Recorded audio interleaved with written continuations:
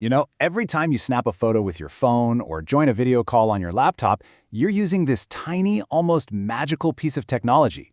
It's the secret behind pretty much every single digital picture we take today. And this is it.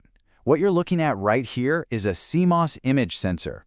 You can think of it as the camera's digital retina. It's the part that literally sees the light and kicks off the whole process of making a photo. So today, we're going to tear this thing down and figure out exactly how it works. So what even is it? Well, at its core, a CMOS image sensor is a special kind of material, a semiconductor, that takes light particles, photons, and turns them into an electrical signal. That signal then becomes your digital picture. But the real game changer with CMOS tech was putting everything together. They could cram all the processing and converting electronics right under the same piece of silicon, creating a true camera on a chip. Now, to really understand this, we have to zoom way in. That shiny iridescent surface isn't smooth at all. It's actually a gigantic grid, a beautiful mosaic made of millions and millions of microscopic light catchers. We call them pixels. And this is a fantastic look at that grid. Each one of those tiny squares is an individual pixel, and it's covered by a color filter. Most sensors use this exact layout. It's called the Bayer pattern, where every single pixel is designed to see only one color, red, green, or blue. But wait a second. If you look closely, you'll notice something's a little unusual about the pattern. Yeah, it's not an even split, is it? For every one red pixel and every one blue pixel, there are two green ones. So what's the deal? Why would they design it that way? And the answer is just so cool. It's designed to see the world just like we do. Our own eyes are most sensitive to green light, so by packing in extra green pixels, the sensor captures images that our brains perceive as being more detailed and natural. It's a piece of tech that's literally inspired by human biology. Okay, so we get the pattern across the whole grid. But to really see the magic, we have to zoom in, again, this time all the way down to a single, solitary pixel. I know, this looks incredibly complex, right? But really, each pixel is this elegant, perfectly engineered stack. Every single layer has one very specific job to do in the mission of capturing light. Let's just walk through that stack real quick. Right at the top, you've got a micro lens. Its only job is to funnel as much light as possible down into the pixel. Right below that, you have the color filter we just talked about. It's the bouncer that only lets red, green, or blue light get through.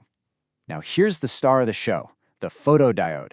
This is where the magic really happens. It's made of a special material that turns light particles into electricity. And finally, at the bottom, you have these tiny switches called transistors that basically amplify that electrical signal and send it on its way. All right, so now we know what a pixel is made of. Let's talk about what it does. How do we get from a single particle of light hitting this thing to a digital number in your final photo? Well, it's an incredibly fast 5-step process. And here's where our sensor fits into the whole system, right? Light comes in through the main camera lens, it smacks into our image sensor, and that is what kicks off this whole amazing chain reaction that ends up as your picture. So let's follow the journey. Step 1, photoelectric conversion. A photon of light hits the photodiode and its energy knocks an electron loose. Step 2, charge accumulation.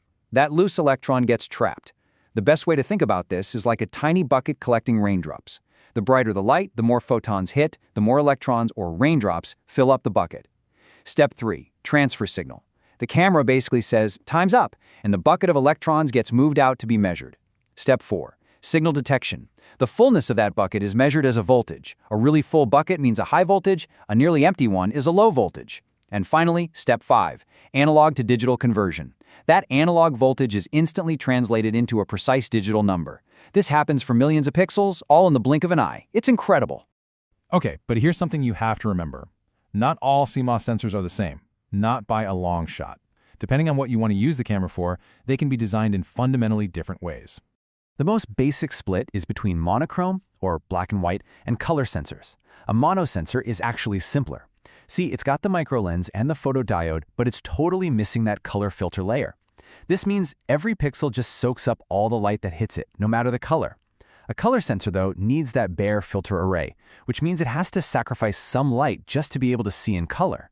And that one difference has a massive impact on performance. What you're looking at here are charts of quantum efficiency, which is just a fancy way of saying how good is the sensor at turning a light into signal.